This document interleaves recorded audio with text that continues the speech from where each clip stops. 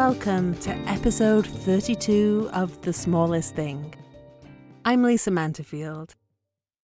I can't believe this is the penultimate episode of the podcast, although I do have a bonus episode planned. But this week I want to tell you the true story of the real Emmott Syddall, who lived in Eyam during the plague of 1665 and 1666. But first, let's join our Em as she gets her first taste of freedom in this week's episode of The Smallest Thing. Welcome to the serialized audiobook, The Smallest Thing, written by Lisa Manterfield, read for you by Charlie Sanderson. Chapter 34, Thursday, September the 1st. My nurse is back again, the bearer of bad news, wielding her power over my pain. On or off, feel or don't feel. She decides, not me. She seems to fight to find the appropriate expression for her face, one that's positive and encourages me to get better, but that also considers that I'm coming back to a life that will never be the same again.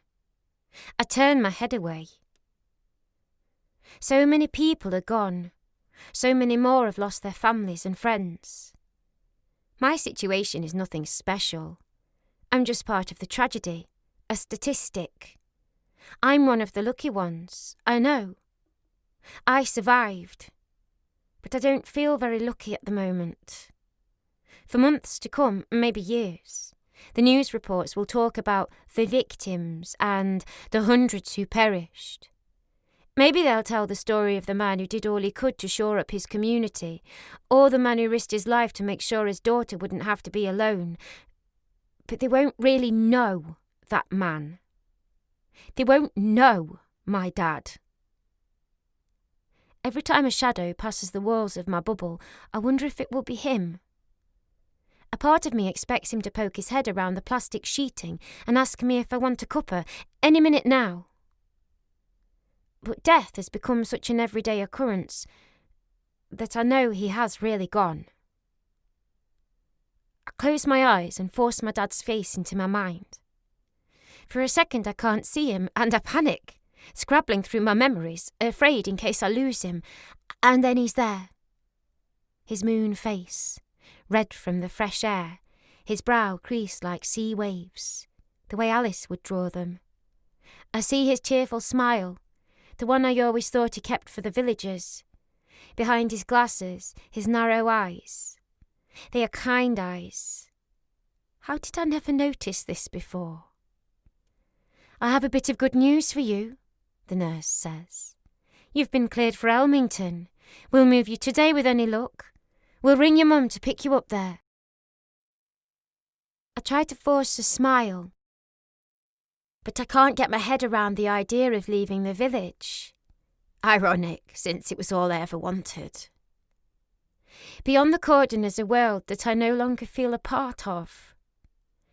I remember reading about people serving long prison sentences who become so used to the institution that they can't readjust to life on the outside. When I try to remember life as it was before the quarantine, I can no longer picture myself there. I can't imagine the freedom of walking out of this village and back into the real world. I can't picture going to London and slipping into life, meeting new people and answering, "Where are you from?" I can't see striving for a foothold in life after this. How can I hold a conversation about art or politics or music or clothes when none of it could ever matter again?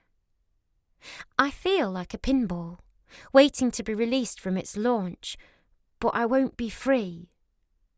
All I'll be able to do is ping around, bouncing off obstacles, propelled this way and that, and ultimately ending up back where I started.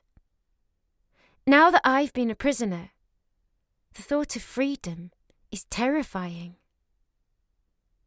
The nurse touches my arm and gives me another practiced smile. When all this is over, her voice trails away. I know she has nothing she can say to me. What she's been through must be way beyond her training. How can anyone prepare for this?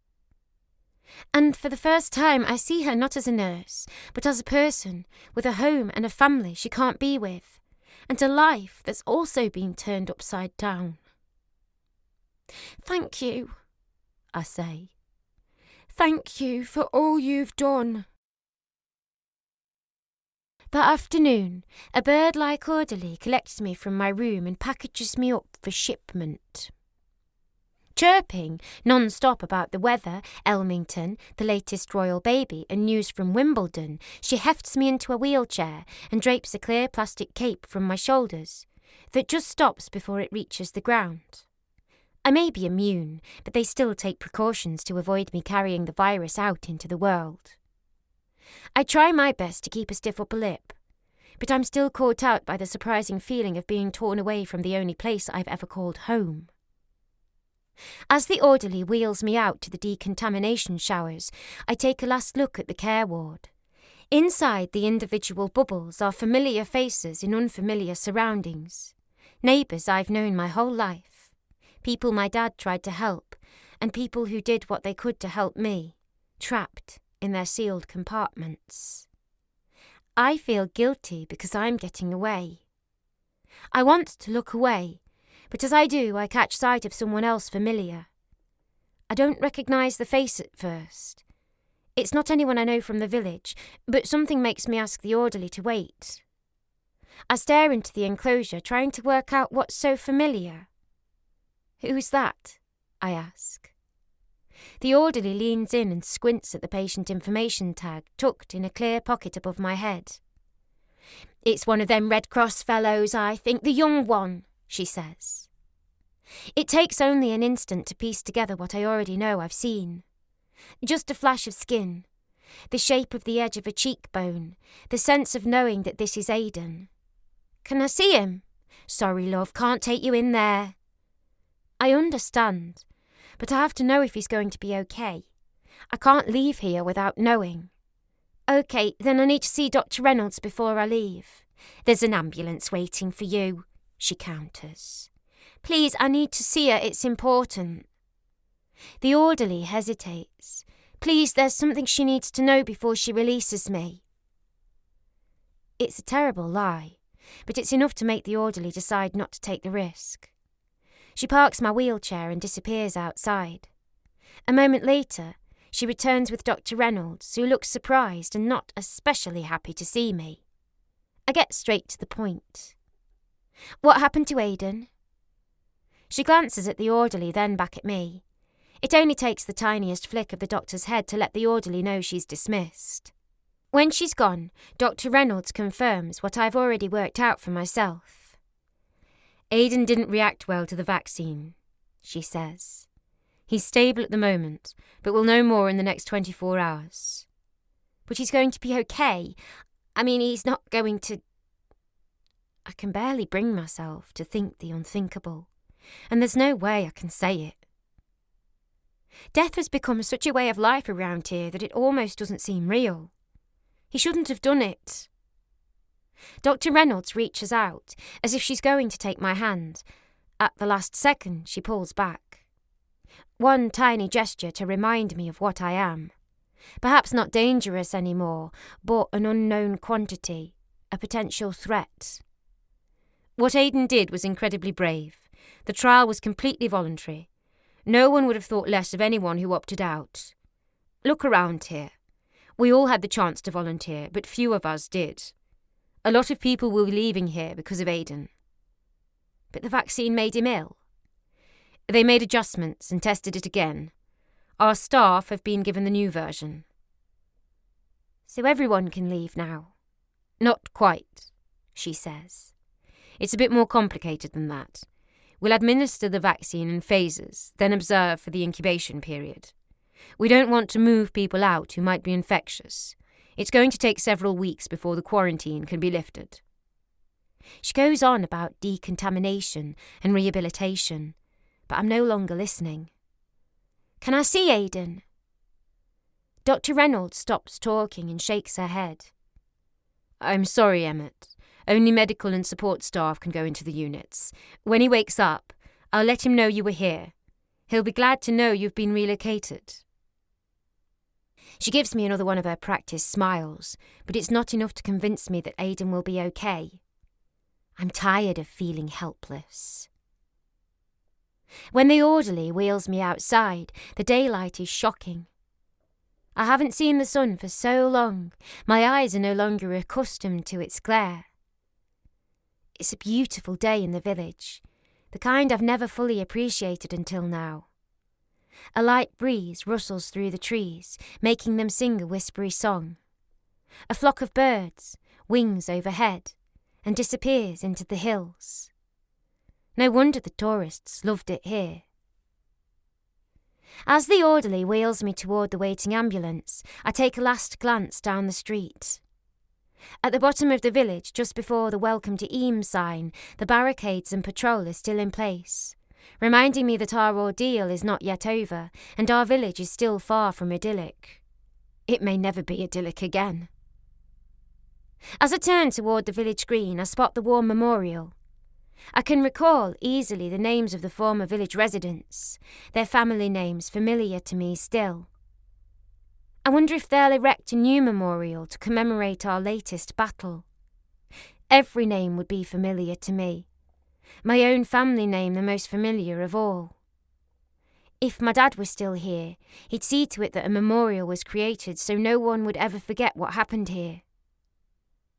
Against my chest rests the pendant Dad gave me for my birthday, the little gold woman on the swing. I'm free now to go back out into the world and do what I want to do, to pick up my life and move forward again. But in that moment, I know that I will do the one thing I swore I would never do. I will step into my father's shoes and make sure it gets done. I will form the memorial committee, I think, wondering if I could piece together volunteers from what's left of the villages. No one will ever forget this, the price paid by so many. But then the thought of erecting a stone memorial, a cold, lifeless token of remembrance, seems so meaningless, and suddenly I know what I must do instead. "Stop," I tell the orderly.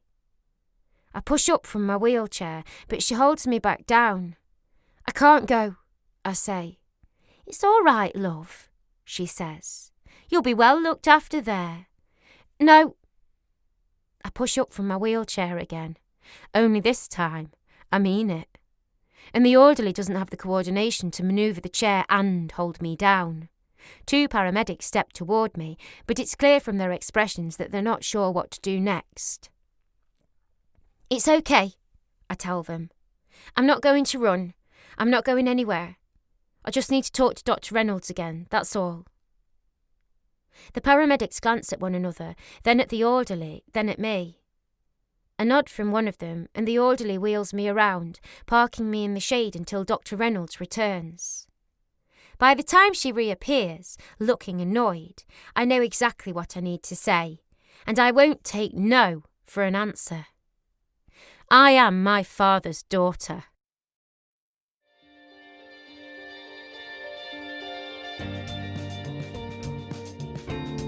Welcome back. Before the plague came to Eam in September of 1665, the real Emmott Syddall was engaged to a boy named Roland Torrey, whose family lived in Stony Middleton, a mile or so from Eam.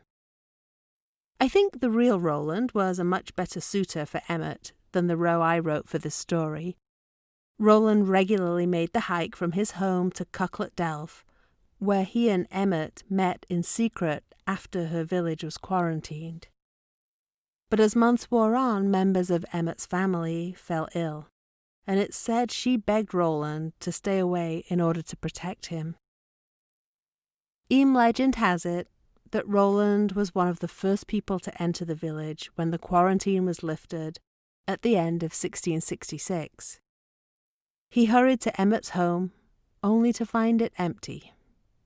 Emmett Syddall died on April 29, 1666, having outlived the other 6 members of her family.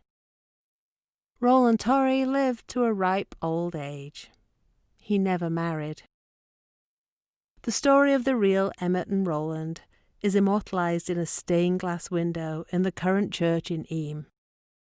Perhaps when our pandemic is over, you'll get the chance to go and see it for yourself. Until next week, stay safe. Thanks for listening to this episode of The Smallest Thing. To make sure you don't miss next week's episode, you can subscribe now on Apple Podcasts, Google Podcasts, Spotify, and more. If you'd like to support the show, please leave a review and share this series with others you think might enjoy it.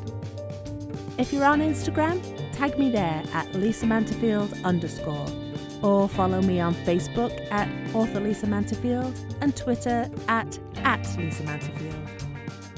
My newsletter subscribers are always the first to know about my news, events, upcoming releases, giveaways, and more. Sign up for monthly delivery at lisamanterfield.com/subscribe and get your complimentary copy of Love, Loss and Letting Go, 3 of my short stories.